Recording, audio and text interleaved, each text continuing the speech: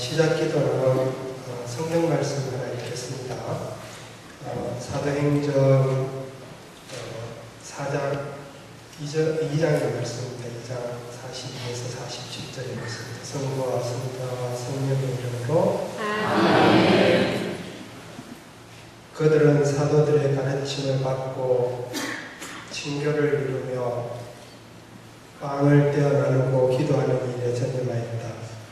그리고 사도들을 통하여 많은 이적과 표징이 일어나므로 사람들은 저마다 두려움에 사로잡혔다. 신자들은 모두 함께 지내며 모든 것을 공동으로 소유하였다. 그리고 재산과 재물을 팔아 모든 사람에게 저마다 필요한 대로 나눠주곤 하였다. 그들은 날마다 한 마음으로 성전에 열심히 모이고 이 집 저 집에서 빵을 떼어 나누었으며 즐겁고 순박한 마음으로 음식을 함께 먹고 하느님을 찬미하며 온 백성에게서 호감을 얻었다. 주님께서는 날마다 그들의 모임에 구원받을 이들을 보태어 주셨다.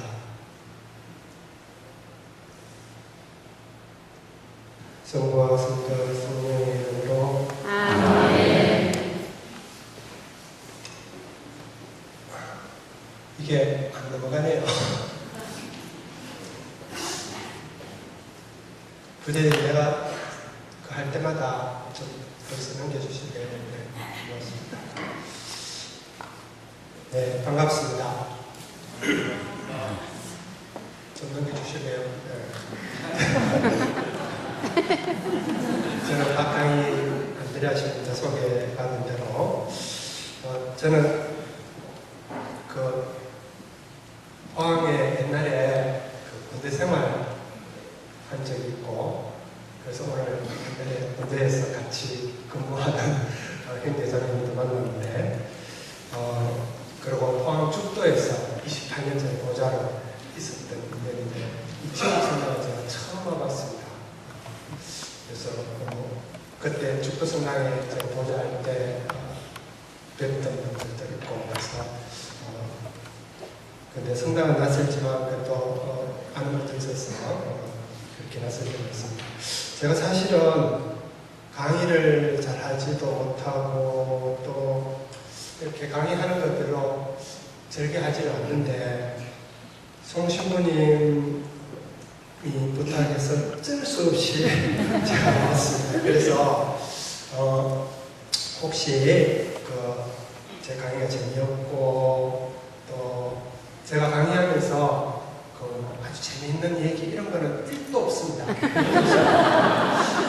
제가 말을 잘 못하더라도 이해해 주시고, 그리스도인, 예수를 믿고 따라 사는 사람이라는 주제로 우리들 그리스도인의 삶에 대해서 함께 우리가 고민하고 또 생각해보는 그런 시간을 가졌으면 좋겠습니다. 우선 제가 여러분들 앞에서 이런저런 얘기를 하게 될 것인데, 제일 먼저 말씀드리고 싶은 것은 제가 다 잘해서 이런 말씀을 드리는 거 아니라는 사실입니다. 저를 아시는 분들도 혹시 있을지 모르겠는데, 사실 저도 시골에 살고 있지만 제가 얘기하는 대로, 감옥에서 얘기하는 대로, 또 혹은 어디서 가르치는 대로 다 제가 잘 살지는 못합니다. 제가 다 잘 살아서 드리는 말씀이 아니라 함께 고민하고 함께 노력해보자 하는 그런 뜻으로 이런저런 말씀을 드리는 다른 사실에 대해서 이제 양해를 구합니다. 그리고 두 번째 또 한 가지 제가 하는 얘기 중에 여러분들이 듣기에 좀 불편한 내용이 있을 수도 있다 하는 그런 양해의 말씀을 먼저 드립니다. 그래서 그런 내용에 대해서는 양해를 구하는데, 여러분들이 지금까지 신앙과 교회에 대해서 생각해 오셨던 그런 내용들, 너무나 당연하다고 여겼던, 어쩌면 금과 옥조처럼 정말 소중히 여겼던 신앙의 내용과 신앙생활에 대해서 제가 혹시 오늘 다른 얘기를 할 수도 있고, 그래서 여러분들 마음을 불편하게 해드릴 수도 있다고 생각합니다. 특히 올해 교회에서 신앙생활을 해오신 분들이 들으시기에 거북한 그런 소리 할지도 모르는데 이해를 해주시기를 부탁드립니다. 본당신부님께서 저를 부르실 때 그런 얘기는 하지 마라 라고 말씀을 안 하셨기 때문에 해도 되는 걸로 생각하고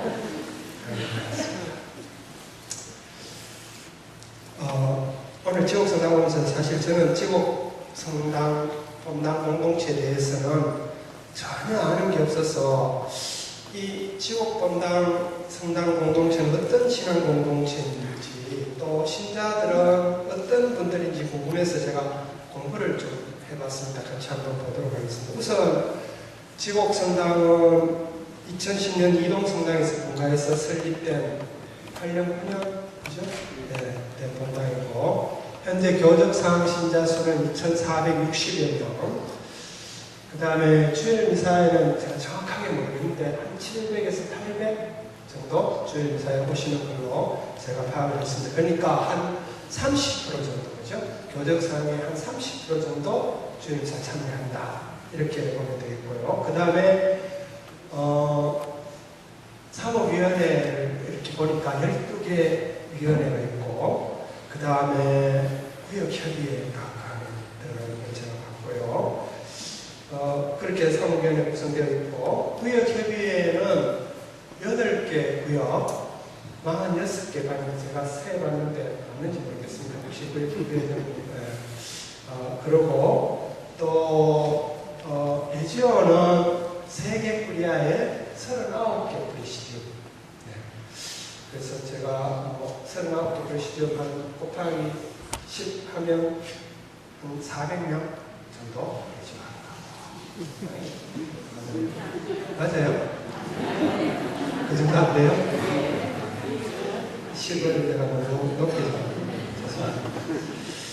그 밖에 8개 정도의 평역단체, 평역단체는 약간 이렇게 좀 차이가 있는 것 같아요. 그 다음에 이제 지옥성당은 주민 대비, 이 동네 주민 대비 신자 비율이 한 8% 정도 되는 걸로 보였습니다. 이 수치는 전국 평균이 혹시 몇 프로인지 아세요? 전 국민의 11%가 천주교 신자입니다. 그런데 지옥성당 주민들에 비해서 성당의 신자들은 8% 되니까 전국 평균에는 못 미칩니다. 그런데 포항 지역의 다른 본당에 비하면 훨씬 높다. 그래서 칭찬해드리고 싶습니다. 다른 포항 지역의 죽도나 저쪽에 보면 한 5%에서 6% 그 정도인데 지옥성당 그래도 8%까지 올라가 있으니까 상당히 높다. 이 포항 지역에서는 그렇게 말씀드리고 그런데 저는 이런 말씀을 드리고 싶습니다. 이런 수치는 중요하지 않다. 진짜 순전히 제 개인적인 생각인데요. 1년에 우리 본당에 몇 명의 세례를 줬고, 그죠? 냉담자 비율이 얼마나 떨어졌고, 이번에 성탄 때 탕홍 성사하다가 몇 명이었고 하는 이런 수치에 관한 거는 더 이상 이 성당 안에서는 이 교회 공동체 안에서는 얘기하지 말았으면 좋겠다. 꼭 어느 회사의 목표량 달성처럼 그렇죠? 경쟁하고 다그치고 밀어붙이는 이 개발 독재 시대에 맞는 방식 혹은 어쩌면 극단적인 이익만을 추구하는 어느 그 회사 같은 식의 그런 방식을 사용하는 그렇게 사모하는 교회 공동체는 더 이상 그런 공동체 안에서는 더 이상 그런 것이 시행되지 않았으면 하는 그런 개인적인 바람을 가지고 있습니다. 진짜 중요한 건 뭐냐? 진짜 중요한 것은 그런 것이 아니라 이 지옥성당 공동체가 이 성당이 자리하고 있는 이 동네에서 얼마나 열린 모습으로 얼마나 복음적인 모습으로 또 교회다운 모습으로 사느냐,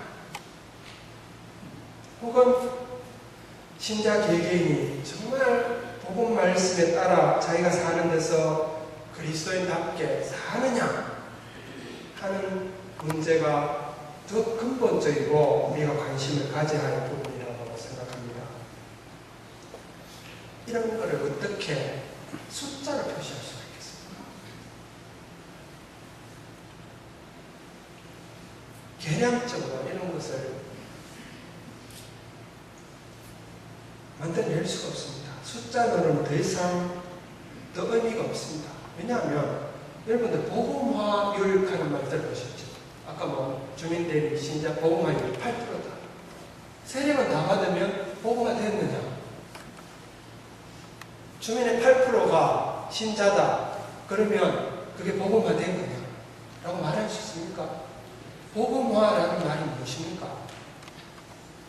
복음화라는 말은 복음을 받아들이고 복음에 따라 살게 되었다 하는 말입니다. 세례 받았다 하는 말하고 복음화 되었다 하는 말하고 다릅니다. 그러니까 복음화율은 세례 받았다 하는 비율입니다. 그러니까 복음화 되었다고 얘기할 수 없습니다. 이런 것을 어떻게 숫자로 표현할 수가 있겠습니까? 그냥 몇 명 세례 받았다 그 정도죠. 그런 의미에서 지곡성당 공동체와 신자 개개인의 그런 신앙 내적인 모습, 실천적인 모습은 어떤지 그걸 간접적으로 볼 수 있는 자료가 있어서 여러분들에게 잠깐 소개하고자 합니다. 혹시 여러분들 기억하실지 모르겠지만 작년 연말 교구 사목연구소 제가 있는 그 연구소에서 주관해서 대구 대교구 내 모든 본당의 신자들 신앙 의식 조사를 한 적이 있습니다. 이 의식 조사 설문 문항은 한국 가톨릭 사목연구소에서 이제 만들었고 우리 교구에서 처음으로 이것을 가져와서 대구 교구 모든 본당의 주임님께서 이제 허락을 하셔서 대구 교구 모든 본당에 동시에 실시를 했습니다. 그래서 이제 결과가 작년 9월에 올 9월에 나왔는데 이제 이걸 결과를 보면서 좀 이게 정말로 이럴까 하는 결과에 대해서 조금 뭐 이렇게 의문이 드는 부분도 있지만 왜냐하면 본당마다 이렇게 조사하는 방법이나 이런 것들이 전부 똑같지가 않아서 이거를 어떻게 봐야 될지 좀 모르겠는데 지곡성당에서는 어떻게 했는지 잘 모르겠습니다. 어쨌든 지곡성당 신자들의 모습을 제가 가지고 와봤습니다. 여러분들이 어떤 부분을 아주 잘하고 있고 또 어떤 부분이 부족한지 아마 볼 수 있을 겁니다. 그래서 제가 뭐 아주 복잡한 분석을 하지는 않았고요. 단순히 이 지곡성당 신자들이 잘하고 또 잘 못하는 게 뭔지 하는 것만 정리를 해봤습니다. 지옥본당 신자들 설문조사 중에 지옥본당 그 신자들이 각 항목별 점수가 아주 좋게 나왔는 거죠. 좋게 나왔는 거, 그 다음에 낮게 나오는 것들을 따로 이렇게 뽑아봤는데 이런 질문들에 대한 대답들입니다. 점수가 높게 나옵니다. 나는 성경이 하나님 말씀이라고 믿는다. 다음, 나는 성경을 통해 예수님이 어떤 분이신지 더 잘 알게 되었다. 나는 성경 말씀에 힘과 용기를 얻는다. 나는 육신의 부활과 영원한 삶을 믿는다. 나는 주의 미사 찬내가 신자의 중요한 의무라고 생각한다. 이런 것들이 점수가 높게 나왔어요. 다음, 그 다음에 또 높게 나옵니다. 나는 주의 미사 찬내가 신자의 일관을 했고, 그 다음에 나는 예수님께서 우리를 구원하시기 위해 돌아가시고 부활하셨다고 믿는다. 나는 성체 안에 계시는 예수님을 믿는다. 나는 사랑이 세상의 모든 악을 이긴다고 믿는다. 나는 성부, 성자, 성령이 한 분이신 하느님이시라고 믿는다. 나는 가톨릭 성인들의 신앙과 삶을 붙잡고 싶다. 나는 하나님께서 우주 마음을 창조하셨다는 것을 믿는다. 나는 모든 인간은 평등하고 존중받을 권리가 있다고 생각한다. 나는 가정에서 자녀들의 신앙교육이 중요하다고 생각한다. 나는 가난하고 상처받은 이들에게 예수님이 살아계심을 믿는다. 예, 됐어요. 여기까지인데요. 아마 여러분들 다 동의하시죠? 예, 되게 다 믿고 그런 내용들입니다. 그 다음에 이제 점수가 굉장히 낮게 나온 밑에서 있는 항목들 제가 정리해 봤습니다. 봅시다. 나는 직장, 이웃, 가정에서 기회 있을 때마다 선교한다. 나는 신앙 관련 서적을 많이 읽는다. 나는 성경 구절을 많이 기억하고 있다. 나는 성경을 늘 곁에 두고 자주 읽는다. 나는 성경 통독이나 필사를 열심히 한 적이 있다. 낮게 나온 그 항목들이 굉장히 많아요. 나는 미사천리를 잘하기 위해 그날의 말씀을 미리 읽고 묵상한다. 나는 선제적을 자주 하려고 노력한다. 나는 일상생활에서 기도하는 시간을 자주 가지려고 노력한다. 나는 우리 신자들을 가톨릭 교회로 초대하기 위해 노력하고 있다. 나는 가톨릭 교회 교리를 사람들에게 잘 설명할 수 있다. 나는 본당 공동체 구성원 사이의 소통이 잘 이루어진다고 느낀다. 나는 공동체에서 환영받는다고 느낀다. 나는 세상 속에서 살아가는 평신도로서의 소명이 무엇인지 알고 있다. 나는 교회 공동체, 본당, 소공동체, 단체 등의 참여를 중요하게 생각한다. 나는 수입의 일정 부분을 사회를 위해 꾸준히 기부하고 있다. 나는 전쟁, 기아 등으로 고통받는 이들을 위해 기도 혹은 후원을 하고 있다. 나는 일상에서 보험적 정신에 따라 검소한 생활을 실천하고 있다. 나는 정의로운 사회 건설을 위한 운동에 동참할 용의가 있다. 나는 사회적 약자들의 목소리에 귀 기울이고 그들 편에서 함께 하려고 한다. 나는 세상의 불평등과 가난한 사람들의 고통에 관심이 많다. 나는 생활 속에서 자연 환경 보호를 실천하고 있다. 나는 내가 가진 악습을 고치고 건전한 생활을 하기 위해 노력하고 있다. 나는 교회가 사회정의를 실현하기 위해 현실 문제에 참여해야 한다고 생각한다. 나는 손해를 보더라도 부당한 일이나 요구에 타협하지 않으려고 노력한다. 그렇습니다. 혹시 어떤 생각이 드십니까? 이런 내용들을 두고 여러 가지로 분석을 할 수 있겠지만 여러분들이 제가 지금 점수가 높게 나온 항목들과 낮게 나온 항목들을 이렇게 읽어드렸는데 단순히 여러분들이 듣고 느끼시기에 어떤 차이가 있는지 혹시 느끼셨어요?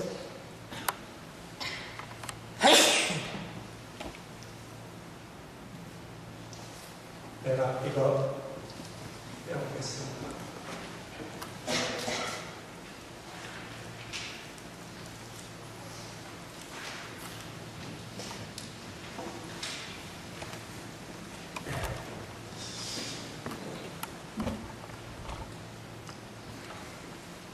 점수가 높게 나오는 항목들 다 살펴보면 거의 다 내가 믿는다. 나는 그렇게 생각한다 하는 그런 얘기입니다. 그러니까 내 몸은 안 따라가도 그죠? 머릿속으로 그냥 편하게 내가 믿는다. 믿고 그 다음에 인정하는 그런 내용은 점수를 쉽게 높은 점수를 적어낼 수 있습니다. 그러나 점수가 낮은 항목들은 거의 다 실천하는 내용들입니다. 나 혼자 머릿속의 내용이 아니라 다른 사람과의 관계, 또 교회 안에서의 삶, 또 세상과의 관계, 더 나아가 그 속에서 우리가 그리스도인으로 살아야 하는 그런 실천의 문제입니다. 그런 문항들은 거의 다 낮게 점수를 줄 수밖에 없고 실제로 그렇게 나왔습니다. 저는 이 전체 내용 중에 좀 좁혀서 성경에 관한 내용들만 좀 좁혀서 따로 뽑아서 한번 같이 생각해 보고 싶습니다. 우선 성경에 대해서 믿는 부분, 그죠? 성경에 관한 질문들 쭉 한번 해보세요. 나는 성경이 하나님 말씀을 믿는다. 나는 성경을 통해 예수님이 어떤 분이신지 더 잘 알게 되었다. 나는 성경 말씀에서 힘과 용기를 얻는다. 이거는 그냥 머릿속으로 내가 인정만 하면 돼. 그러니까 점수가 높게 나왔어요. 그런데 다음, 그렇죠? 나는 성경을 읽고 나누는 신자들의 모임에 사람들의 참여를 권유한다. 이거는 행동이 나가야 돼. 나는 성경 구절을 많이 기억하고 있다. 천주교 신자는 성경 구절을 절대로 기억을 못해요. 네. 왜냐하면 읽고 외운 적이 없기 때문에. 그렇죠? 저도 잘 그렇습니다. 저도 성경 구절 이해하는 거 아니면 배워야 할까 좀 못 외워요. 나는 성경을 늘 곁에 두고 자주 읽는다. 잘 안 읽으니까 점수 낮게 읽습니다. 그 다음에 나는 성경 통독이나 필사를 열심히 한 적이 있다. 이게 다 낮게 나왔습니다. 예.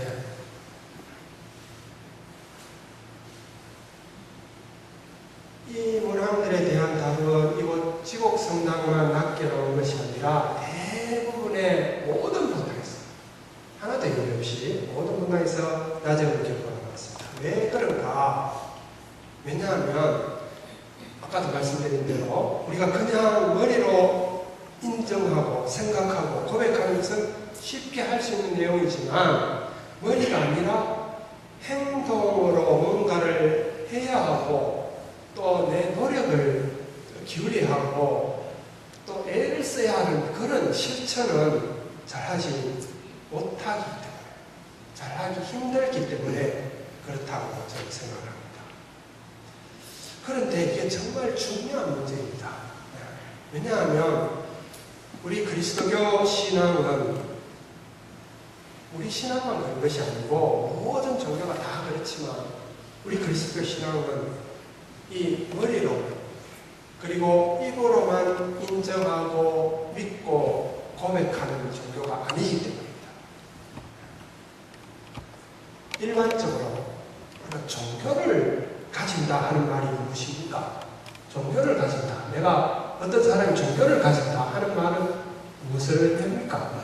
제가 뭐 여기서 굉장히 막 철학적이고 신학적으로 종교를 가지는 게 무슨 의미냐 뭐 이런 걸 묻는 게 아니고 그냥 아주 편하게 묻는 겁니다. 종교를 가진다는 거냐. 종교를 저는 어떤 한 사람이 종교를 가진다 하는 말은 그 사람 자신이 선택한 그 종교의 가치관을 가르침을 받아들인다. 그래서 그 종교가 가르치는 가치관과 그 가르침을 살고 실천하려고 한다. 그런 뜻입니다. 그러니까 내가 어떤 종교를 가진다는 것은 바로 그런 뜻입니다. 그렇지 않으면 종교를 가질 이유가 없습니다. 제 말이 맞습니까? 내가 천주교 신앙을 가진다는 말은 내가 천주교에서 가르치는 그 가르침, 가치관을 내가 받아들이고 그래서 그 가르침대로, 그 가치관대로 살겠다는 겁니다. 그거 말고 내가 천주교 신자가 될 이유가 있을까요? 혹시 있을 수 있을지 모르겠습니다. 그런 의미에서 어떤 한 사람이 어떤 한 종교를 선택을 했으면서도 그 종교의 가르침과 가치관을 받아들이면서도 실제 삶에서는 그 가치관과 그 가르침을 살지 않는다면 그 사람에게 사실은 그 종교라는 것은 아무 의미가 없는 것입니다. 그래서 흔히 하는 말로 무용지물, 액세서리, 그죠? 내 천주교는 아주 반박한 종교를 가지고 있다. 장식, 이런 표현밖에 쓸 수가 없습니다.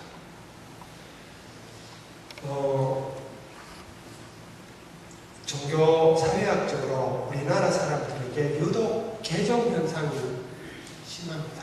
우리나라. 그래서 새로운 예비자들 중에 전에도 가보고 교회도 가봤는데 그래도 천주교가 제일 정당한 것 같아서 왔습니다. 이렇게 얘기하시는 분들 들었습니다. 아마 여러분들 중에도 그렇게 생각하시는 분 있을지 모르겠는데 그래서 종교사회학자들은 이런 우리나라의 그 신앙을 비빔밥 신앙이라고 합니다. 비빔밥 신앙. 연초에는 사주도 봐야 되고, 그죠? 또 뭐 이사하고 그럴 때 택일도 해야 되고, 또 결혼시킬 때는 홍합도 봐야 되고, 또 필요하면 성당에 가서 기도도 해야 되고, 또 뭐 어떤 목사님 설교 잘한다 하니 그것도 이제 TV로 또 봐야 되고, 뭐 절에 가서 또 마음의 수양도 하고 그죠? 비빔밥 신학이라고 얘기합니다. 이게 무슨 말이냐? 제가 아까 종교를 가진다 의미가 뭐냐라고 말씀드렸잖아요. 그죠? 종교를 가진다는 것에 대한 근본적인 성찰 없이 우리 한국 사람들이 이 종교를 피상적으로 가져왔다는 말입니다. 그러니까 껍데기만 보고 왔다는 말입니다. 그러니까 종교를 가진다는 본래의 의미를 모르고 있을 수가 있다는 말입니다. 어떤 사람이 종교를 가졌다 하는 말은 그 사람 자신이 선택한 그 종교의 가치관을 가르침을 받아들인다. 그래서 그 종교의 가치관 가르침을 산다, 실천하려고 한다 하는 그런 의미에서의 종교를 가진 사람이 우리나라에는 그렇게 많지 않다는 뜻입니다. 처음에는 그렇게 올 수가 있습니다. 그러나 이 지향이 정말 신앙을 제대로 가지게 되면서 바뀌어야 됩니다. 근데 이게 안 바뀐다는 말이죠. 그러니까 그런 바뀌지 않은 상태를 계속해서 신앙생활을 하게 되니까 문제가 생길 수밖에 없습니다.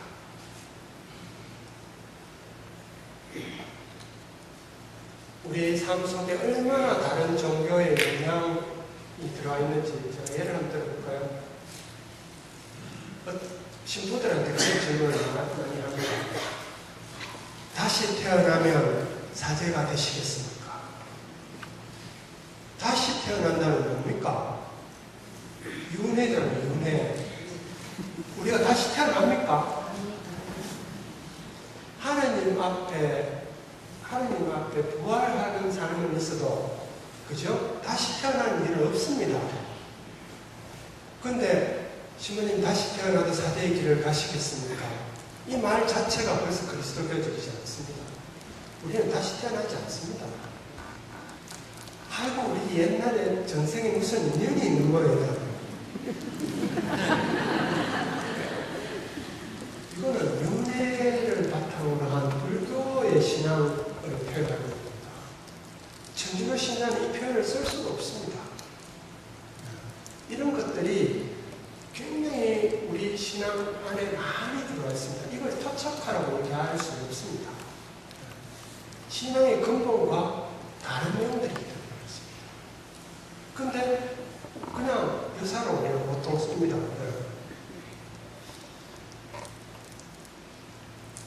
서양 사람들은요, 자기가 맨날 투표하는 어떤 정당, 그죠? 한나라당이 한나라당, 민주당이 민주당, 이거를 바꾸는 것은 있을 수가 없습니다. 왜냐하면 내가 한나라당에 투표를 하는 것은 내 가치관, 내 삶의 신념이 거기에 맞기 때문에 그렇습니다. 혹은 민주당에 맞기 때문에 그렇습니다. 그래서 그거를 당을 다른 데로 뽑는다 하는 것은 거의 자기의 신념을 바꿔야 되는 일이기 때문에 굉장히 어려운 일입니다. 종교도 마찬가지입니다. 종교도 자기가 이런 가치관, 이런 신념을 받아들이고 내가 그것을 고백하고 그것을 산다라고 했기 때문에 종교를 바꾸는 것은 있을 수가 없는 거예요. 근데 우리는 절에도 가보고 교회도 가보고 다 가봐도 천주교가 제일 전단에서 왔다. 자기의 신념, 가치관하고 아무 상관없는 종교 선택. 그러니까 그 신앙생활을 제대로 할 수가 없겠습니다. 그게 아끼지 않는.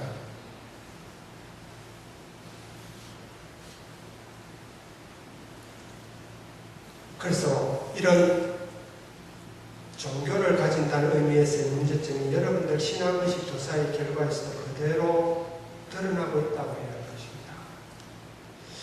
그냥 겉으로 드러나게 열심인 모습과 실제로 지향과 의지를 가지고 실제 그런 가치관과 신념으로 살려고 하는 태도와는 완전히 다를 수 있다고 말할 수 있을 것입니다. 그래서 그런 의미에서 어쩌면 신부들 눈에 열심인 신자, 또 사람들 보기에 그냥 정말 전례 생활 열심히 하는 그런 신자와 하느님 보시기에 또 스스로 보기에 정말로 그리스도인다운 그런 신앙이 다를 수 있을지 모르겠습니다.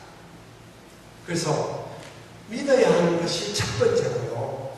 그 다음에 그 믿는 바를 살아야 합니다. 실천해야 합니다.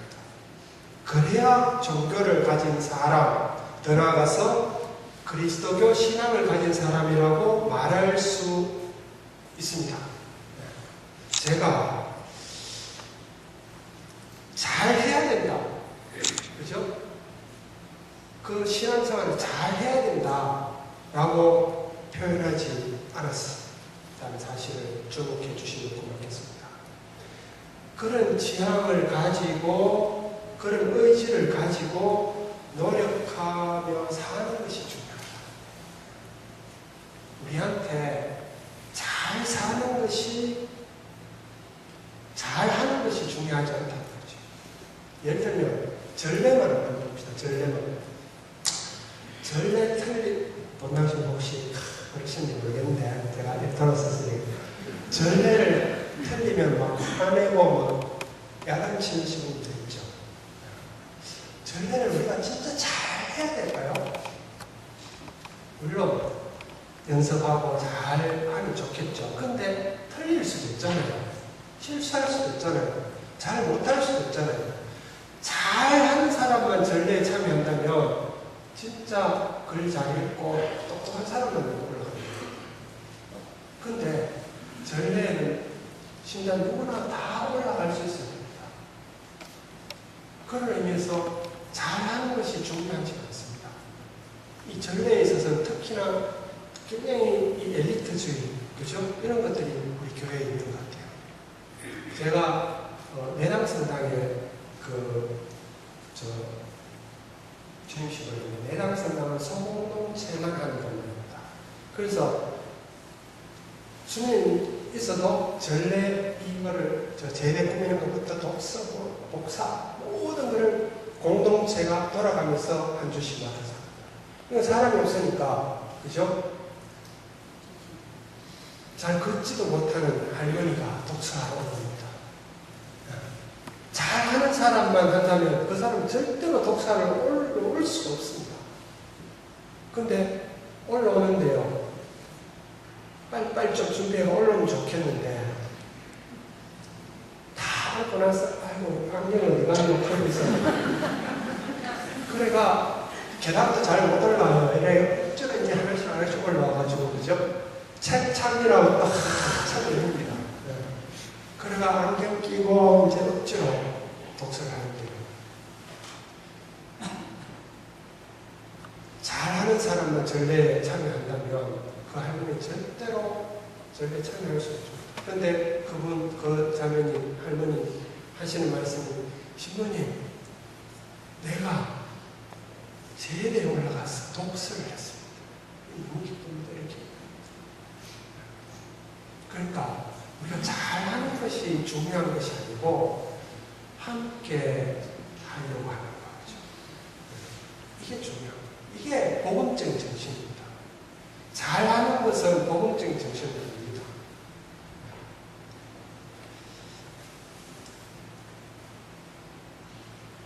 저 얘기하다 이랬는지 모르겠는데, 네, 어쨌든 가치관이 바뀌어야 됩니다. 가치관. 머릿속이 바뀌어야 됩니다. 머릿속이 복음적으로 바뀌어야 됩니다. 이게 안 바뀌면 의미가 없습니다. 그러니까 생각 자체가, 그죠? 그리스도교적으로 바뀌어야 됩니다. 자, 그러면 여기서 우리가 정말 예수를 믿고 따르는 신앙인 그런 사람들이 모인 공동체, 그죠? 어떤 모습이었을까? 어디서 찾을 수 있을까? 저는 그 단서를 오늘 제가 시작할 때 시작 기도로 읽은 사도행전의 내용에서 그 내용을 통해서 여러분들에게 소개해보고 싶습니다.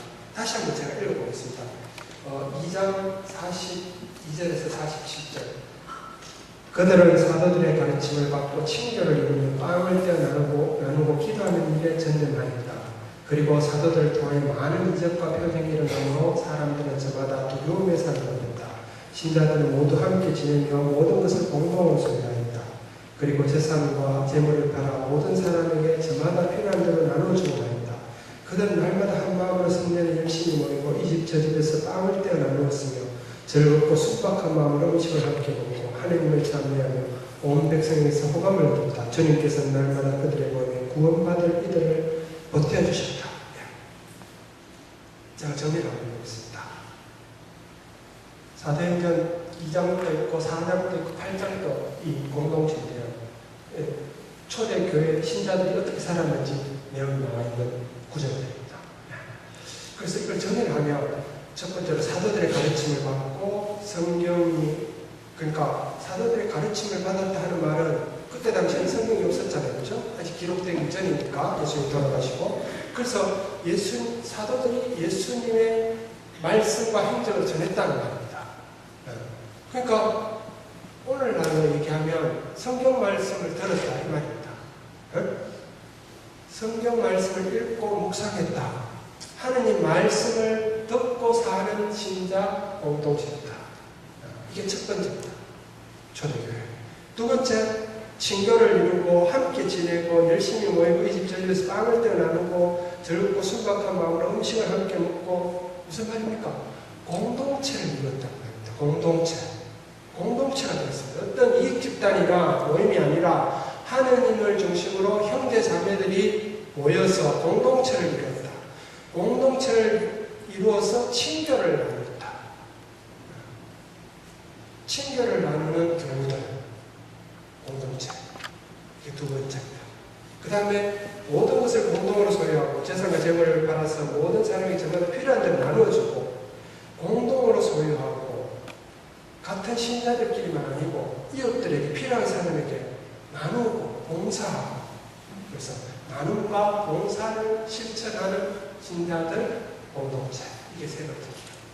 그 다음에 기도하는 일에 전념했고 날마다 한 마음으로 성전에 열심히 모이고 빵을 떼어 나누고 음식을 함께 먹고 하느님을 찬미하고 기도하고 성전에 모이고 하느님을 찬미하고 음식을 나누는 건 성찬이죠. 그죠? 네. 이 모든 것이 뭐냐? 전례입니다. 전례.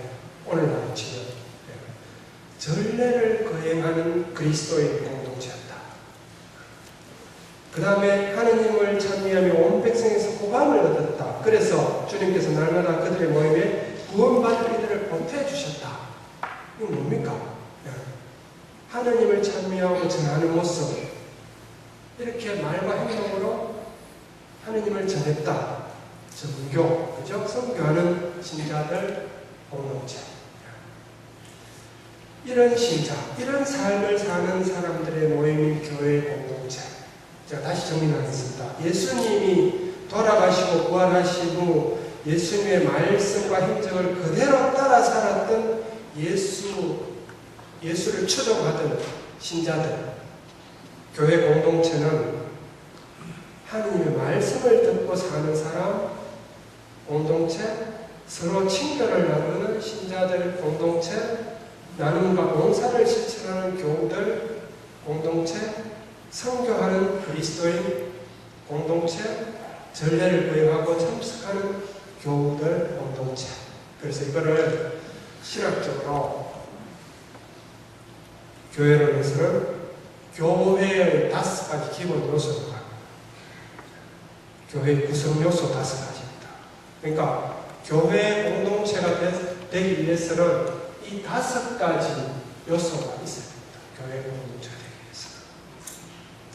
이런 모습을 사는 그리스도인 신자들의 모임을 교회 공동체라고 하고, 그리스도인, 이런 삶을 보이는 공동체 안에 사는 사람들을 그리스도인 천주교 신자라고 말할 수 있는 것입니다. 우리는 이런 삶을 사는 사람입니다. 그래서 시간이 정해져 있어서 이 내용들을 다 제가 설명드리지는 못하겠고, 시간이 되는데 한두 가지만 제가 좀 구체적으로 설명을 드리도록 하겠습니다. 우선 아까도 성경에 관한 여러분들의 질문 결과를 말씀을 드렸는데요. 하느님 하나님 말씀을 듣고 사는 신앙인 공동체가 되어야 된다 하는 말은 정말 우리가 너무나 잘 알고 있고 너무나 당연한 일입니다. 하나님 말씀을 듣고 사는 신앙인 그리고 공동체, 신자가, 교회 공동체가 하나님 말씀을 중심으로 하지 않으면 세상의 일반 모임이랑 다를 바가 없습니다. 성경을 읽고 그 말씀대로 살아야 합니다. 하나님 말씀을 읽고 묵상하고 살아야 됩니다. 이것이 우리 신앙생활의 가장 중요한 일입니다. 우리 신앙생활의 가장 핵심이고 이것 없이는 제대로 신앙생활을 한다고 할 수가 없습니다. 우리가 신앙생활을 한다고 그러면요, 여러 가지 신앙행위들을 합니다. 신앙행위들을 하는데 예컨대 우리가 하는 신앙행위가 뭐가 있습니까? 제일 큰 게 주일 미사에 참여해야 되는 거죠. 또 좀 열심한 신자들은 성체조례도 하고 또 묵주기도도 하고 그죠? 또 사순절 되면 십자가기도 하고 그 다음에 또 열심한 신자들은 레지오나 혹은 여러 가지 신심단체 또 사도직 단체 같은 데서 활동도 하는데 이런 여러 가지 그 신앙 행위 중에서 이 모든 것에 앞서 제일 중요하고 해야 될 일은 하나님 말씀을 읽고 듣고 묵상하고 사는 겁니다. 제가 정확하게 확인 안 해봤지만 우리 성시모님 틀림없이 화장실로 와서 아마 이 성경을 읽고 묵상하고 사는 것을 강조하고 계시리라고 믿습니다. 왜냐하면 이게 가장 중요하고 신자들의 교회의 가장 기본이기 때문입니다. 성시모님이 성경을 전공해서 그렇게 하고 이게 제일 중요한 대목입니다. 하느님 말씀이 제가 좀 더 좁혀서 얘기를 할게요. 복음이 우선이에요. 그런데 사실 저도 복음 말씀 읽으면 다 모릅니다. 그래서 모르는 거는 빼야 되니까 배워야 되죠. 그래서 여러분들 아마 성경학교 이런 데도 가시고 하시고 싶은데 예컨대 성경학교에 가서 성경을 배운다. 그럼 왜 배웁니까? 성경을 더 많이 알기 위해서? 아닙니다. 성경을 읽고 살기 위해서 배워야 됩니다. 지식을 더 많게 하기 위해서가 아니고 그 말씀을 읽고 살기 위해서 성경을 배워야 됩니다. 그래서 저는 신자들한테 저도 복음을 읽으면 다 모르니까요. 성경 읽다가 모르면 넘어갈까? 그거 말고도 읽을 말씀이 진짜 많아요. 모르는 거 굳이 내가 머리 싸매 가면서 물론 그렇게 하면 좋겠지만 그냥 넘어가십시오. 쉬운 것만 하시면 됩니다. 쉬운 거. 지문이 그랬다니까. 구약 복잡하고 적고 계속 나오고 이상한 규정 나오고 모르시면 넘어가셔도 좋습니다. 묵시로 이상한 천사가 나오고 모르시면 넘어가십시오. 쉬운 거, 복음 말씀, 예수님이 어떻게 하셨다, 예수님이 어떤 가르침을 주셨다, 이것만 해도 우리 다 못 따라갑니다. 저는 그렇게 말씀드리고 싶습니다. 더 여력이 되시는 분은 더 깊게 공부하시고 읽고 받아들이시면 좋은데 못 따라가시는 분은 저같이 모르면 아는 것만 내가 할 수 있는 거 받아들이고 근데 예수님 말씀 뻔해요. 사랑하라, 용서하라, 배려하라, 나누어라 이런 거잖아요. 이거는 안 어렵지 않습니까? 네. 그거 하시면 좋을 것 같고요. 그래서 다른 거는 다 안 해도 좋습니다. 다 안 해도 좋은데 성경은 읽어야 됩니다. 그리고 실천해야 됩니다. 우리가 그리스도의 신앙을 사는 사람, 하느님 안에 뿌리 내린 사람, 하느님과 함께 사는 신앙인이라고 말할 수 있으려면 성경을 읽고 살아야 됩니다. 우리가 마리아 교라는 얘기 듣잖아요, 그죠? 그런 얘기 많이 듣습니다. 계시면서 그 요할 때 꼭 천주교 적은 마리아 교라고 합니다. 그런데 우리는 마리아 교가 아닙니다, 그죠? 근데 마리아 교라는 소리를 들어도 쌉니다. 왜냐하면 우리는 성경을 안 읽고 묵주기도 하고 있기 때문에 마리아 교 들어도 쌉니다. 성경을 읽는 것이 우선이냐, 성모상 앞에 가서 묵주기도를 하는 것이 우선이냐, 뭐가 우선입니까? 그리스도교는 예수님을 구세주로 믿고 고백하고 그분 가르침을 따라 살려는 종교입니다. 물론 성모님의 득행을 본받으려고 하는 것은 좋습니다. 하지만 거기까지만. 성모님에 대한 신심행위가 그 중심이 되거나 핵심이 되어서는 안 됩니다. 다른 신심도 마찬가지입니다. 제가 지금 교구 사무연구소가 원래 교구청에 있었는데 지금은 범어성당 2대 1구청 안에 있습니다. 그래서 범어성당 안에 사는데 대구에서 제일 비싼 동네에 제가 살고 있는데요. 제가 범어동 이제 이렇게 마당에 왔다 갔다 하다 보면 범어성당에 마당에 성모상이 3개가 있습니다.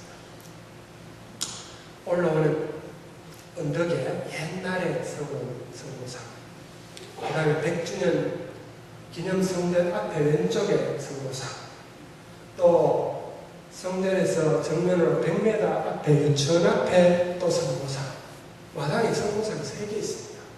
그래서 신자들 중에 올라오면서 그 언덕 위에서 성모상 앞에 누구 깎고 정말 온 힘을 다해서 기도하고, 또 유치원 앞에 성모상에 가서 손대고 누구 깎고 정말 열심히 기도하고, 또 성당 앞에 왼쪽에 있는 성모상에 가서 촛불 바치고 기도하고. 그럼 마리아 교죠.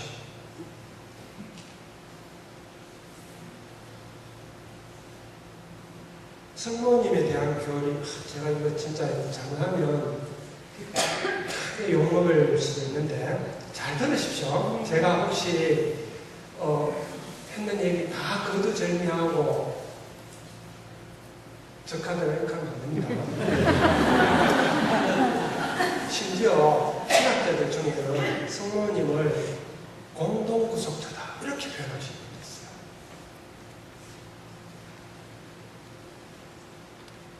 우리가 교리할 때, 부처님 교리할 때 왜 성모님께 기도해야 된다고 얘기해요? 통해서 한다고 하죠. 왜 통해서 해야 됩니까? 하느님 아버지는, 그죠? 직접 하긴 그러니까 어머니를 통해서 하면 쉽게 된다 이렇게 얘기하잖아요. 하느님이 사람 자체이고 자비 자체이신 분인데 왜 잘 안 들어주는 아버지로 설정을 해놓고 어머니 통해서 해야 된다고 얘기합니다. 누가 그렇게 만들었어요? 신학자들, 신부들이 이렇게 만들었습니다. 하느님을 왜곡시키는 겁니다. 하느님을 남성, 아버지, 그죠? 가부장적인 아버지, 우리 말 쉽게 못하잖아요. 얘기해도 잘 안 들어주고 내 것만 얘기해라 이거죠. 아닙니다. 하느님은 남성이 아니고 하느님이에요. 그런 하느님을 아버지의 자리에 또 갖다 놓고 어머니 통해서 얘기하자. 이거는 정말 심각한 신학적인 왜곡입니다.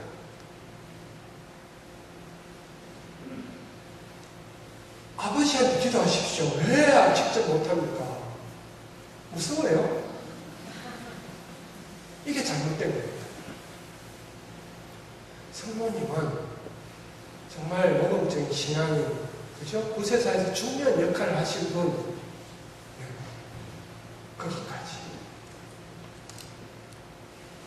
물론 성인들의 정부, 성모님을 통한 정부, 이거 있을 수 있습니다. 그죠? 근데 그게 핵심이 되면 안 됩니다.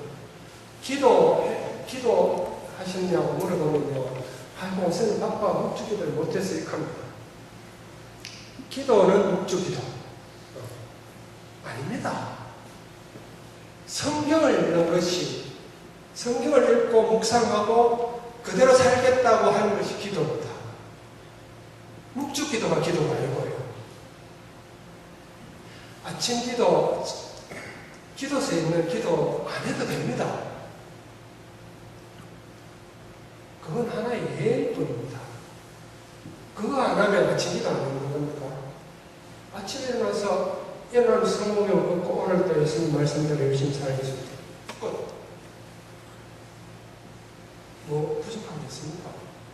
오늘 하루 예수님 말씀대로 살겠답니다.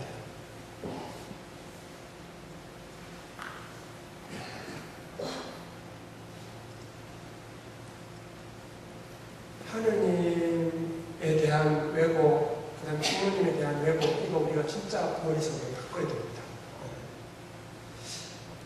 그래서 장하면 또 박강희 신부는 목적으로 하지 마라 하더라고요. 해도 좋습니다. 해도 좋은데 그것만이 거기에만 매달리지 말아요. 그렇죠? 묵주의 9일 기도에만 매달리지 마시고 성경 말씀 읽고 묵상하고 실천하려고 애를 쓰십시오. 네. 그게 우리 신앙의 핵심입니다. 그래서 제가 극단적으로 진짜 이렇게 표현하겠습니다. 요게도 좋고 누구한테 찔러도 좋은데 묵적에도 성체적에 십자가의 길은 안 해도 되지만, 그죠? 하지 말아요. 안 해도 되지만 성경 말씀을 읽고 묵상해야 되고 살아야 돼요. 왜 그런지 하면 성경 하느님의 말씀을 듣고 사는 신앙인 공동체, 이게 그리스도교 신자의 본질이기 때문에 그렇습니다. 이거는 본질이고요. 묵주기도 하고 성체접배하고 이거는 옵션입니다. 예, 차 살 때 차체는 빼뜨리고 선루프하고 이런 것만 사가지고 뭐합니까? 본질을 사야 돼요. 본질을. 또 우리 기도하는 내용에도 상당히 문제가 있다고 저는 생각합니다. 여러분들 무슨 기도를 어떻게 하는지 한번 생각해 보십시오. 아마 99%는 복을 비는 기도입니다. 기복신앙적인 내용이 거의 다입니다. 우리 가족 건강하게 해주십시오. 누구 병 낫게 해주십시오. 누구 공부 잘하게 해주십시오. 누구 취직잘 되게, 사업잘 되게, 누구 뭐 하는데 필요한 은총을 청합니다. 이 복을 비는 기도입니다.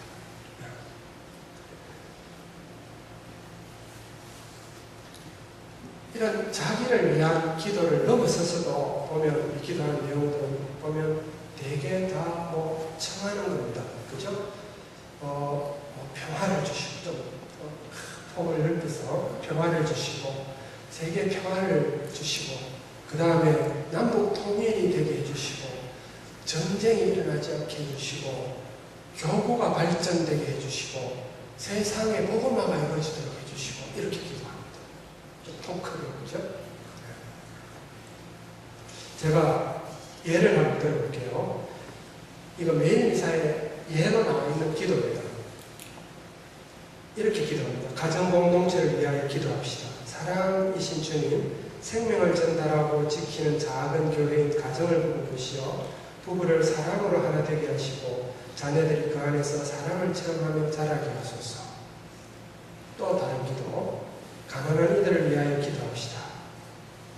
보호자이신 주님, 풍요의 시대에 고통받는 이들을 지켜주시고 우리 자신에게도 필요한 것을 그들과 기꺼이 나눔으로써 주님의 사랑을 실천하게 하소서. 혹시 차이를 느끼시나요? 앞에 앞에는 전형적인 기도의 모습입니다. 우리 신자들이 하는 기도의 전형적인 모습. 그냥 청원하는 내용. 그죠? 해주시고, 해달라고.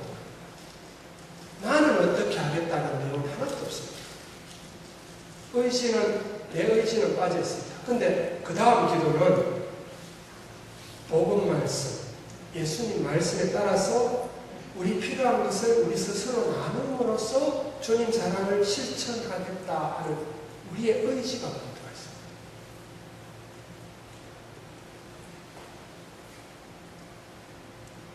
하느님이 기도를 어떻게 다 들어주시겠습니까? 이것도 성경이 복잡해지는데 자꾸 깊게 들어가면 어쨌든 기도에는 나의 실천을 가져가야 합니다. 우리의 그냥 해주시고 그죠? 그냥 뭐 해주시고 해주소서라는 식의 기도는 복음적이지 않습니다. 옳은 기도가 아니라고 할 수밖에 없습니다. 내가 예수님 말씀을 따라서 이렇게 살겠다는 의지가 들어가는 그런 기도가 되어야 합니다. 우리가 그런 마음과 자세로 기도하면 하나님의 은총과 도우심은 하나님께서 필요에 따라서 주어진다고 말할 수 있습니다.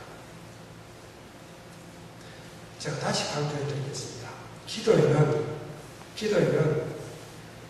성경 말씀, 예수님 말씀을 따라 살겠다는 우리의 의지가 반드시 들어가야 됩니다. 그래야지 뭐가 이루어지는가 하면 우리 삶이 바뀔 수가 있습니다. 그렇게 기도를 안 하고 해주십시오 하고 끝나면 안 바뀝니다. 기도만 하고 자기는 자기 살고 싶은 대로 살게 되니까. 그러니까 변화가 올 수가 없는 겁니다. 내 삶도 바뀌지 않고 세상도 변하지 않습니다.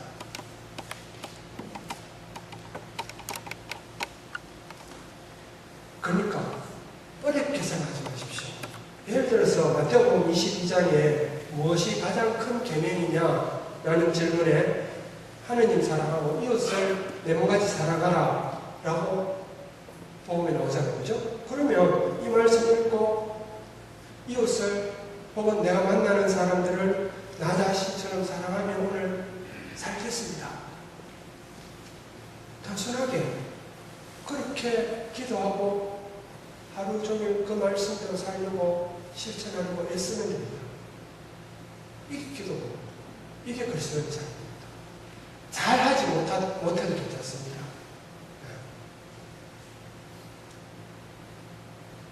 다시 한번 말씀을 드리겠습니다. 무엇을 청하고 건강이나 부나 명예나 뭐 이런 것을 청하고 마음의 평화를 얻고자 하는 것은 우리 신앙의 목적이 아닙니다. 우리가 그리스도의 신앙을 가진다는 말은 믿고자 하는 이 종교, 이 그리스도의 핵심은 예수 그리스도를 우리의 구세주로 받아들이고 그 사실을 고백하고 입으로 그래서 그분 가르침을 따라 실천하며 삶으로 구원받고자 하는 것이 우리 그리스도교 신앙을 가지는 원래의 목적입니다. 따라서 그러려면 하나님 말씀이 우리 삶을 지배해야 합니다. 하나님 말씀. 그래서 제가 좀 더 다르게 표현을 한다면 우리 신앙인, 개인, 우리 그리스도교 공동체는 복음적이냐, 복음적이지 않느냐 하는 것이 관건입니다. 열심한 것이 필요한 것이 아니고 복음적인 사람이 필요합니다. 윤리적인 옳은 것이 필요한 것이 아니라 복음적인 것이 필요합니다.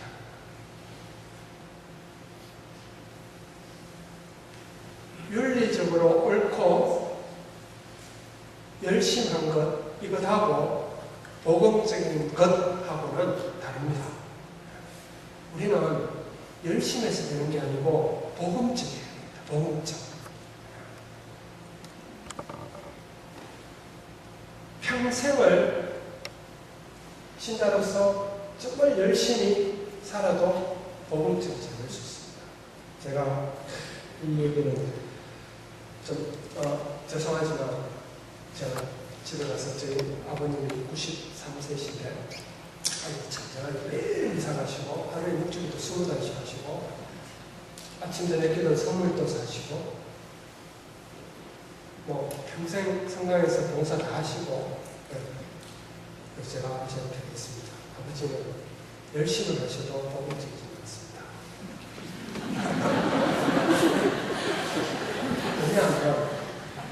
왜냐하면 열심히 하신다, 그죠?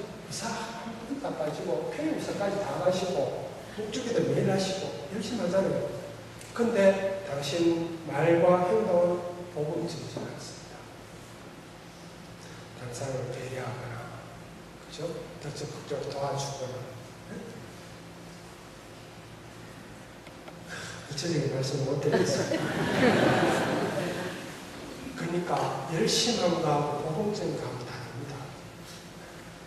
우리는 복음적인 열심히 하는 것이 중요한 것이에요. 평생을 신앙적으로 열심히 해도 복음적이지 않을 수가 있습니다.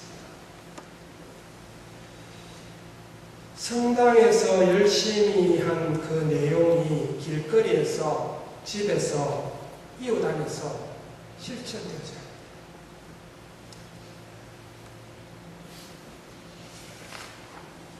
냉담이라는 말 있죠, 그죠? 냉담자. 3년 동안 판공승사 안 보면 냉담자라고 합니다. 근데 진짜 냉담이 뭡니까? 매일 미사 다니고 매일 묵주기도 20단 해도 복음을 실천하며 살지 않으면, 삶이 복음적이지 않으면 냉담자가 다를 바가 없습니다. 그러니까 우리 성당에서 지금 판공승사 주고 열심히 주시는 시민 죄송합니다만 판공승사권 하나 주고 그래서 안 보는 사람 냉담자로 분류하고 이거 없애야 됩니다. 저는 없애야 된다고 개인적으로 생각합니다. 네. 숫자가 무슨 의미가 있습니까? 네? 성서보도 보고 말씀을 안 사는데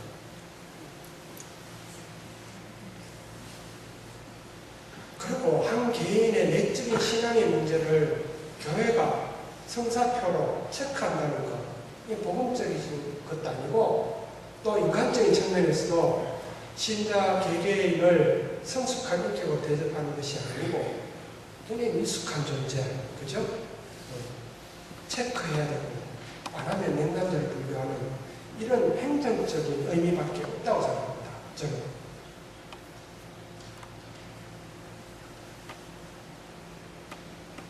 그래서 이 성사표 이 제도를 빨리 없애야 된다고 생각하는데 이 얘기를 할 수가 없네요. 이건 우리끼리만 하는 거예요.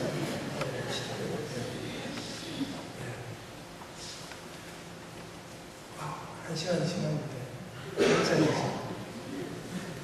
조금만 더 하겠습니다. 네. 그 다음에 친교를 하면 이것도 참 할 얘기가 천지까지인데요. 우리 교회를 그 공동체로 합니다. 근데 이 공동체의 핵심은 이 공동체 안에 꼭 들어가야 하는 것이 친교의 공동체입니다. 그냥 공동체입니다. 그래서 이 친교의 공동체가 된다는 말에는 우선 참여가 전제돼야 됩니다. 참여의 공동체가 되는 것이 친교의 공동체에서 첫 번째 중요한 모습입니다. 가능하면 더 많은 신자들이, 이상적인 건 모든 신자들이 공동체에 참여하는 모습. 근데 요즘 신자들 보면 이 본당의 그 공동체 삶에는 참여하지 않고 그냥 편하게 미사만 오고 내 필요한 거 기도만 하고 신앙생활을 하고 싶다 하는 분들이 참 많아요. 젊은 사람들. 근데 이 친교의 공동체, 그리스도 공동체는 참여가 있어야 됩니다. 어떻게 신자들을 더 많이 참여시킬 수 있을지를 본당 차원에서도 공동체 차원에서도 또 사업자들 입장에서도 고민하고 대책을 수립해야 되겠지만 그거는 제가 여기서 말씀드리지 할 수가 없고요. 이 참여와 관련해서 한 가지 원칙은 사목위원회나 어떤 모임이나 그죠? 단체 같은 데서도 원칙입니다. 이 복음적인 원칙입니다. 그 어떤 결정도 그 문제에 해당되는 사람의 참여 없이 결정되는 일은 없습니다. 이게 참여의 공동체의 가장 중요한 원칙 중에 하나입니다. 예컨대 본당 신부님이 탁 부임해가지고 이사 시간을 좀 바꿨으면 좋겠어. 그래서 다음 주부터는 토요일날 이사는 저녁 8시에 합니다. 이렇게. 이거는 참여의 공동체의 모습입니다. 이 미사에 관련되는, 관계되는 사람이 누굽니까? 신자 전부입니다. 그럼 신자 전부의 의견을 물어봐야 돼요. 그러고 결정해요. 그러니까 그 어떤 결정도 그 문제에 해당되는 사람의 참여 없이 결정돼서는 안 된다. 굉장히 중요한 문제고요. 넘어가겠습니다. 그 다음에 여기서 말하는 친교는 그냥 단순히 정을 나누는 정도의 친교, 그죠? 혹은 예조주의하고 2차주의하는 차원의 인간적인 친교가 아닙니다. 그보다 한 걸음 더 나아가서 복음적인 친교가 아닙니다. 복음적인 친교. 그냥 인간적인 친교가 아니고 진정한 의미에서의 교회 공동체의 친교는, 신자들 사이의 친교는 같이 어울리고 수다 떨고 맛있는 거 먹고 한잔 마시고 같이 노는 것만 생각해서, 물론 그런 인간적인 나눔의 친교도 필요하지만 우리의 친교는 더 복음적이어야 됩니다. 복음적. 어떤 거냐? 서로 배려하고 서로 위해주고 말 한마디라도 더 신경 써서 하는, 정말 이 말 한마디 잘못해가지고 쫓아내는 게 얼마나 많습니까? 상처 줘가지고. 이 말 한마디를 배려해서 하는, 이게 정말 복음적인 친교입니다. 밥 먹고 차 마시고 술 마시는 그런 친교는 잘하면서 정말로 배려하고 위해주는 그런 복음적인 친교는 사실 많이 약하다고 할 수밖에 없습니다. 뒷담화하거나 왕따 시키는 거나 좀 오래 다녔다고 간부라고 대모라고 잘난 체하고 따라가는 식, 이건 복음적인 친교의 방법입니다. 그러면 인간적인 친교가 없으면 삶이 재미없지 않느냐? 노래방도 가고 술도 한잔 마시고 그런 거 필요할 수도 있지만 또 생각을 바꿔서 본다면, 그죠? 꼭 술 마시고 노래 부르고 왁자지껄하고 재밌어야지 사는 건가? 우리의 생각을, 가치관을 좀 바꿔야 될 때가 아닌가. 조용히 차 한잔 마시면서도, 그죠? 재밌을 수 있고, 술 마시고 왁자지껄 안 해도 재밌을 수 있어요. 그래서 우리 관계가 더 자극적이고 충동적인 그런 모습보다는 좀 더 차분하고 복음적인 관계 친교를 하는 모습으로 변화될 필요가 있다. 그 다음에 세 번째는 모두가 평등해야 됩니다. 평등. 이 친교의 공동체는 구성원 모두가 평등해야 돼요. 평등. 남녀노소 빈부 기천을 떠나서 모두가 평등하다는 생각이 꼭 필요합니다. 여러 가지 내용들이 있는데 다 생략을 하고, 우리 사회는 잘못된 유교 사상의 바탕을 둔 서열 문화, 그죠? 서열 문화, 그리고 차별 문화도 존재합니다. 절대로 동등하지 않습니다. 평등하지 않습니다. 우리 사회가. 성당 안에도 평등하지 않습니다. 우리가. 그런데 복음적인 공동체는 결코 서열과 차별이 없는 수직적이고 권위적인 그런 공동체가 되어서는 안 됩니다. 제가 혹시 성경을 제가 잠깐 읽어드리겠습니다. 마르코복음 10장 28절인데요. 그때 베드로가 나서서 예수님께 말하였다. 보시다시피 저희는 모든 것을 버리고 예수님 스승님을 따랐습니다. 예수님께서 말씀하셨다. 내가 진실로 너희에게 말한다. 누구든지 나 때문에 또 복음 때문에 집이나 형제나 자매, 어머니나 아버지, 자녀나 토지를 버린 사람은 현세에서 박혀도 받겠지만 집과 형제와 자매와 어머니와 자녀와 토지를 100배나 받을 것이고 내세에서는 영원한 생명을 얻을 것이다. 이렇게 얘기했어요. 그런데 예수를 따르기 위해서는 버려야 되는 게 뭐죠? 집도 버려도 형제, 자매, 어머니, 아버지, 자녀, 토지를 버리는데 나중에 예수를 따름으로써 얻게 되는 것은 집, 형제, 자매, 어머니, 자녀, 토지를 받습니다. 똑같습니까? 하나 빠졌어요. 뒤에. 아버지가 빠졌어요. 예수를 따르고 나면 아버지가 없어져요. 왜 그래요? 이거 성경이 뭐 성서 필사한 사람 이거 실수로 빠뜨렸나? 의미가 담겨진 상당히 의도적인 삭제였다고 봅니다. 그러니까 제자들의 새로운 공동체는 이 아버지로 상징되는 우리 신학에서 아까 제가 얘기했잖아요. 그죠? 아버지, 근엄하고 가부장적인 그는 아버지로 상징되는 가부장적인 권위, 다시 말해서 군림하는 위계질서가 아닌 상호평등한, 그죠? 형제 자매적 사랑의 질서가 지배하는 거죠.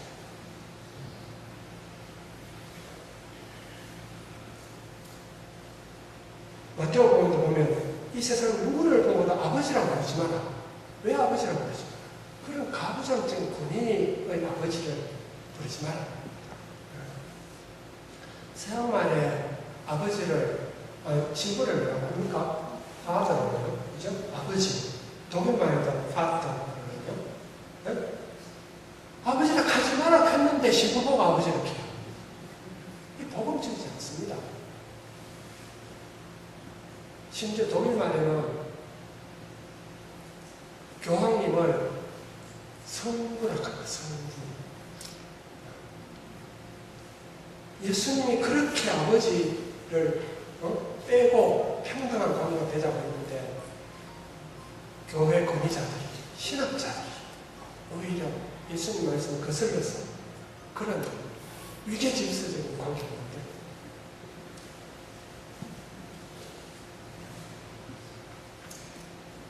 신부님 보고 이제 신모 이렇게 하더라고요.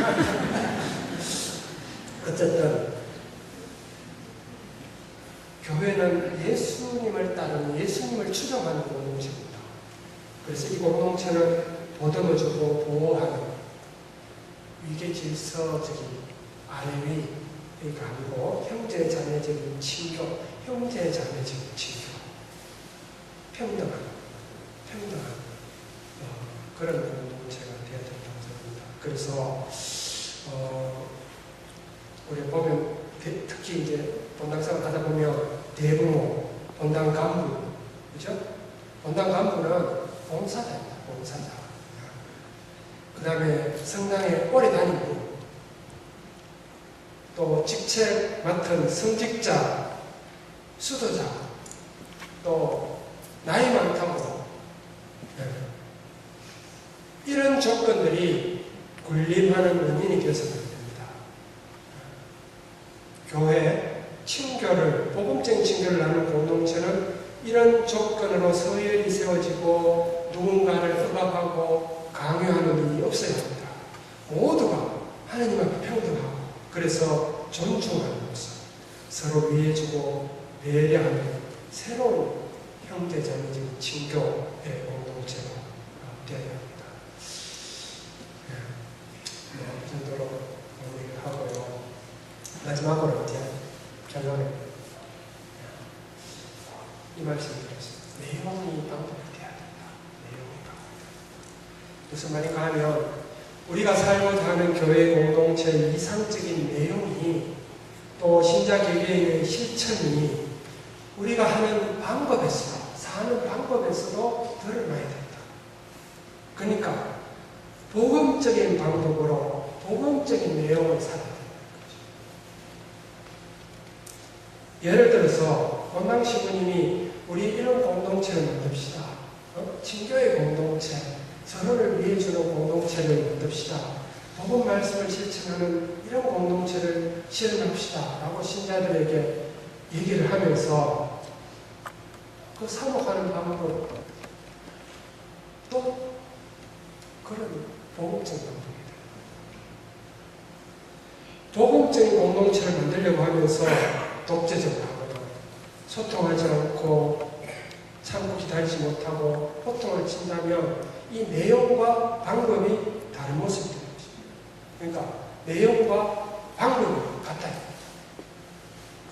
여러분 개인도 마찬가지입니다. 성당에 나와서 공동체에 나와서 말씀을 묵상하고 나누고 기도도 열심히 하고 또 뭐 봉사도 하고 전례 뭐 도와주기도 하고 그러면서 집에 가서 가족들에게는 전혀 다른 행동한다고 예컨대 성당에서는 예의 바르고 봉사도 열심히 하고 레지오도 하는 그런 자매님이 시부모에게는 아주 못된 며느리로 산다는 거, 집안 엉망으로 만들고 산다든지 또 다른 데서는 그렇게 인자한 자매님이 며느리한테는 독한 시어머니가 되는다든지 성당에서는 사모부연이나 또 강부로 점잖게 행동하고 신부님 밥도 자주 사주면서 집에 가서는 자녀나 아내에게 왕처럼 군림하고 독재적으로 대화가 안 되는 고집불통의 모습을 산다면 그것을 복음 말씀을 사는 모습이라고 해야 됩니다.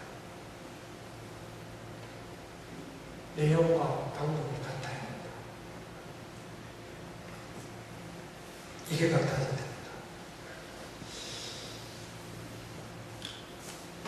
그래야 진짜 그리스도의 예수를 믿고 따르는 사람이다 라고 할 수 있을 것입니다. 그래서 결론적으로 복음이 예수님 말씀이 얘기하고 겁니다.